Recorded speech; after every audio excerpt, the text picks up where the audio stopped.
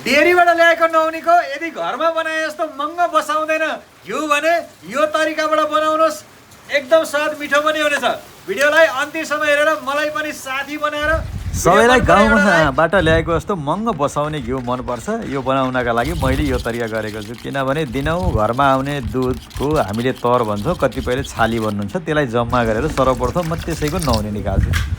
यसरी गर्दा यसमा हल्का मोहीको गन्धले गर्दा घिउमा राम्रो बास्ना आउँछ र यो मोहीको पनि हामीले बोट बिरुवाका लागि एकदम राम्रो मल बनाउन सक्छौँ। यो पछि बनाउने छु। यसरी निस्केको नुहाउनेलाई मैले मजाले पानीमा छलछल पखालेर अनि बल्ल यो हामी डेरीबाट ल्याएको नुहाउनेलाई सँगै तताउने गरेको छु, जसले गर्दा स्वाद गाउँको पुरै महँगा बसाउने खालको हुन्छ। तपाईँहरूले कसरी गर्नुभएको छ?